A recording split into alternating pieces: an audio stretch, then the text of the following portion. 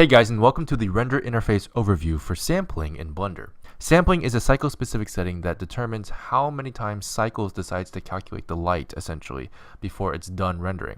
And the more times it does that, the more times it samples, the more accurate the lighting will be. If you don't sample enough, you'll notice it has a kind of grainy texture, and I'll go and show you. So I specifically prepared a scene that looks a little bit grainy, and so we have the default settings here for 128 samples. And if you zoom in here, this looks pretty okay from far away, but if you zoom in, there's clearly some graininess along the edge of those shadows. You can kind of tell it's just it looks fuzzy, which is not exactly what we want. We want it to look soft, but not fuzzy, right? So there's clearly not enough samples around these edges. So let's go ahead and up this, maybe double. Let's try 300, right? Try 300. I'm going to go ahead and change this slot number to slot 2, and that'll allow us to store both renders. I'm going to render this out now. And now that it's at 300, you'll notice that it's actually not any better. It's a little bit better, but I think it could definitely be a lot better. So we're just going to bring this up to 1,000. And render that. We're going to overwrite the 300 one. I don't think it's really worth keeping that one. But as you can see here, if we compare, there we go. If we compare the 1,000 samples with the 128 samples that we had in the first one, you'll see that this looks a lot softer and not nearly as fuzzy or grainy as the first render. So I'm going to go ahead and show you guys the difference as soon as this finishes rendering. There we go. So let's zoom in here, look at the difference here. I'm going to press J to switch between the two, and so right now I'm in slot 1, right now I'm in slot 2. So this is the 1,000 sample frame, and then this is the 128 sample frame. So that's what sampling does. It makes a big difference in terms of the graininess of the image and can essentially make or break your scene depending on if you have that noise or not. So it's very important to know what sampling does. That's the basic gist of it. Upping your samples or lowering your samples is a great way to control the quality of your render in Cycles. But yeah, if you do preview is at 32, you can actually hit Shift Z and that will render out and stop at 32 samples. So you can see the sample number is up here. That's at 32 samples, and it's still grainy, obviously, because it's only at 32. Even at 128, it was grainy, so 32 is going to be much worse. Now, if we do 0, I want to show you what happens when we do 0. When we do 0, the samples will actually just keep going, and it'll be infinite. So as long as you keep your scene still, it'll keep going. If I move it a little bit, it'll reset to 1 or whatever, however times I move it. But if I just let it keep going and I keep it at 0, it'll actually keep going. There's no limit to it anymore. So it'll reach 32 eventually. There we go. It passed up 32.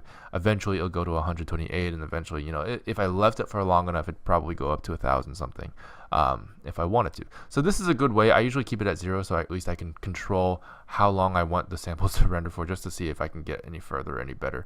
But obviously you don't want to let it go on forever. You just want to test it out. But it's nice to have the preview on 0.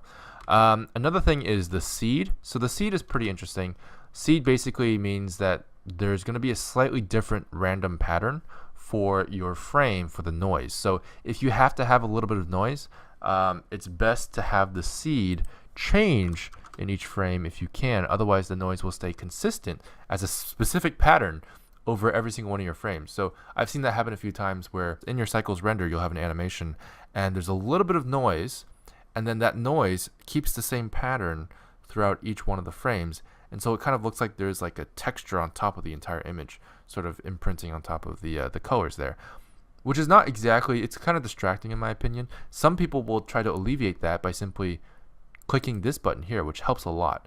It basically uses different seed values at different frames, and so the noise patterns will be random, and therefore it'll seem a little bit more staticky, but it'll also blend in a little bit more. So you won't notice the noise as much if you turn on this seed value, which animates the seed value randomly. You can also manually set the seed value. If you're just doing a still frame, this is typically a pretty good idea, but for the most part, when you're doing an animation, you just want to click this time button and it'll animate the seed per frame. So that's pretty helpful. So this light sampling value is actually there to terminate the light values a little bit faster. The light rays will keep going until they reach under this threshold of light, and then they'll terminate probabilistically. Basically, all you have to know is that it makes your render slightly faster if you up the number, but it will make it more noisy and less accurate. So usually default is fine. 0.01 is okay. If you turn it to 0, it will never ignore the lights. It'll just have all the lights terminate on their own and keep going until 0 themselves.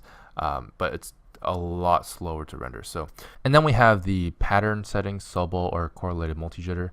A lot of people say there's not much difference. Some people say there's a slight difference in certain materials. You can play around with this a little bit if you want to, but it doesn't make a huge difference on your render. It's mostly the same. But just keep that in mind in case you want to try it out. But yeah, that's it for the sampling overview for the render interface in Blender.